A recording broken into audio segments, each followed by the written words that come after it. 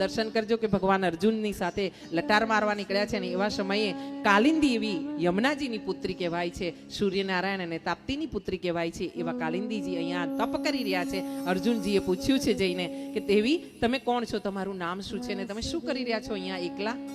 ત્યારે કાલિંદીજીએ કીધું છે કે હું કાલિંદી છું, સૂર્યપુત્રી છું અને હું ભગવાન વિષ્ણુને મારા પતિ તરીકે વર્ણન કરી ચૂકી છું, પામી ચૂકી છું મનથી, અને હવે પછી જો ભગવાન મને સ્વીકાર નહીં કરે ને પત્ની તરીકે તો મારો દેહ ત્યાગ કરી દઈશ. અને આવું આવીને અર્જુનજીએ આવીને ભગવાનને કીધું છે કે ભગવાન 3 તો તમારે ત્યાં રાહ જોવે છે, પણ એક બેન મેડમ અહીંયા પણ છે, હા એક દેવી અહીંયા પણ બિરાજમાન છે અને તમારી રાહ જોવે છે, અને આમાં તમારાથી છટકાય એવું નથી, કારણ કે પ્રાણ ત્યાગ કરવાની ધમકી આપી દીધી છે.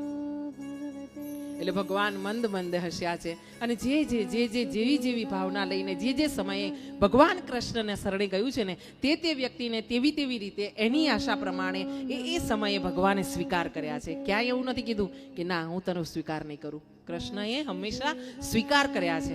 છેલ્લે ત્યાં સુધી કે ગાંધારીનો શ્રાપ હતો ને તે પણ ભગવાને હસતા મોઢે સ્વીકાર કર્યો. જગતનો નાથ હતો, માતાને એની જીભ ઉપર સરસ્વતી બેસાડી દેતે ને શ્રાપને રોકી લેતે, ધારતે તો પ્રભુ. હા, ગાંધારીને સરસ્વતી એની જીભ પર વસાવી દેતે અને શ્રાપને રોકી લેતે, આશીર્વાદ લેતે. પણ જગતનાથ એને નિયમ કરેલો કે મારા શરણે જે આવે ને જેવી ભાવનાથી આવશે હું એનો સ્વીકાર કરીશ. આવો દર્શન કરો. અહીંયા કાલિંદીજીને પ્રભુ લઈને ચાલ્યા છે, જઈને પોતે ઇન્દ્રપ્રસ્થમાં લઈને ગયા છે અને ત્યાંથી લઈ ગયા છે દ્વારિકા, ને દ્વારિકા જઈને એમનો હથેવાડો કર્યો છે.